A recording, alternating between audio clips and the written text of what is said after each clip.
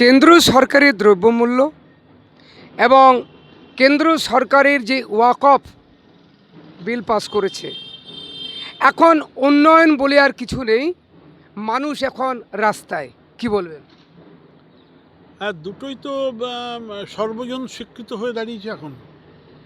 উন্নয়নের নামে গোটা দেশে যা চলছে, কি দিল্লির সরকার কি রাজ্য সরকার, উন্নয়নের নামে একটা প্রহসন চলছে এবং সাধারণ মানুষও বুঝে গিয়েছেন উন্নয়ন বললে কোনো উন্নয়ন হয় না, মানুষের ওপরে অতিরিক্ত করের বোঝা চাপছে।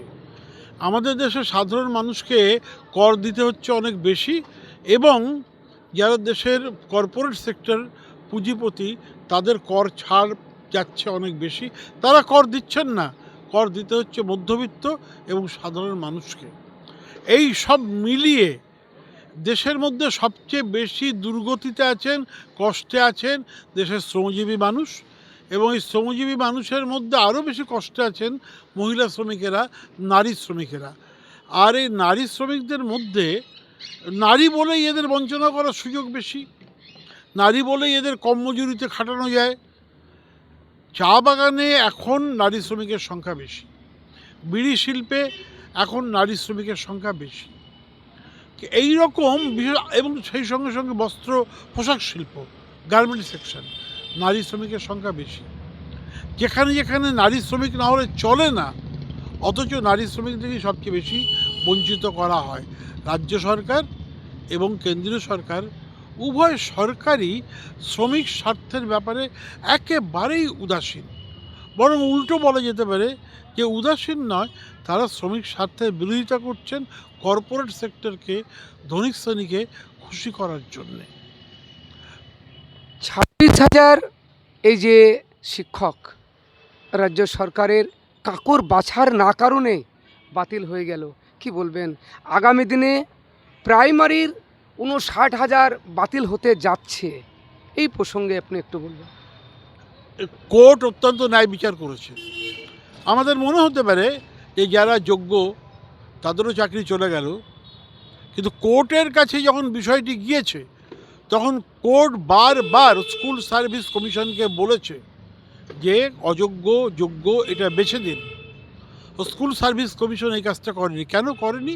কারণ রাজনৈতিক উদ্দেশ্য ছিল।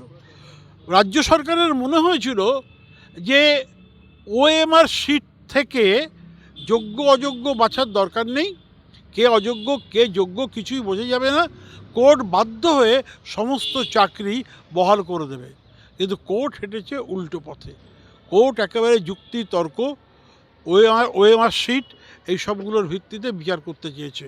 এবং এটা খুব পরিষ্কার কথা যে মুখ্যমন্ত্রী যখন বলছেন যোগ্য অযোগ্য ভাগ করতে হবে, মুখ্যমন্ত্রী জানতেন তো কারা অযোগ্য কারা অযোগ্য এটা জানতেন, কিন্তু তিনি কিছু বলেননি। এই কারণে বলেননি, টাকা নিয়েই তো চাকরি দিয়েছে।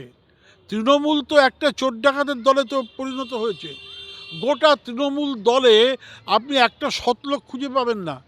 আর আজকে তো তৃণমূল দলের ভেতরে এমপিদের মধ্যে ঝগড়া লেগে গেছে, গণ্ডগোল লেগে গেছে, কে সৎ কে অসৎ, কে ভদ্রলোক কে অভদ্রলোক, কে টাকা খেয়েছে কে টাকা খায়নি, তাই নিয়ে লড়াই লেগে গেছে। মমতা বন্দ্যোপাধ্যায় তার এই মুখ্যমন্ত্রিত্বের জীবনে এই প্রথম পরাজয় অনুভব করেছেন, যে তিনি হেরে গেলেন। তার চুরি ডাকাতি, তার দলের অপকৌশল সবটাই রাজ্যের মানুষের সামনে তাদের মুখোশ খুলে গেল। এখন মমতা বন্দ্যোপাধ্যায় চাইলেও চেষ্টা করলেও যোগ্য অযোগ্য বিচার করতে পারবেন না। যদি ওএমআর শিটটা বের করে কোর্টের কাছে দিতে পারেন, তাহলেও যারা মেধাবী তাদের চাকরিগুলো থাকবে। আমরা অবশ্য চাই যারা মেধাবী যোগ্য তাদের চাকরি থাক। অযোগ্য শিক্ষকের হাতে ছেলে মেয়ে মানুষ হয় না। ছেলে মেয়েদের মানুষ করতে গেলে যোগ্য শিক্ষক লাগে। সুতরাং যোগ্য শিক্ষকদের চাকরি হোক, এটা আমরা চাই। কিন্তু আজকে সকলের চাকরি বাতিল হয়ে যাওয়ার কারণে মূল দায় তৃণমূল দলের, রাজ্য সরকারের, মমতা ব্যানার্জি। এত বেশি টাকা খেয়েছেন, কোটি কোটি টাকা খেয়েছেন, যে আজকে সে টাকা হজম করতে পারছেন না। সংসদে মেডিসিনের যে দাম মূল্যবৃদ্ধি, সাধারণ মানুষের কতটা অসুবিধার মধ্যে পড়বে? সাধারণ মানুষের অসুবিধা সবচেয়ে বেশি। ভয়ঙ্কর অসুবিধে। শুধু ওষুধের দাম বেড়েছে তা নয়, তার সঙ্গে ভেজাল ওষুধে গোটা দেশ ছেয়ে গিয়েছে। সাধারণ মানুষ ডাক্তারের প্রেসক্রিপশন অনুযায়ী সরল বিশ্বাসে ওষুধের দোকান থেকে ওষুধ নেন। আমাদের জানার উপায় নেই যে ওষুধটা টাকা দিয়ে কিনছি ওইটা আসল না জাল। পুরোটাই ঘটেছে কেন্দ্রীয় সরকারের পরিকল্পনায় বা কেন্দ্রীয় সরকারের জ্ঞাতসারে।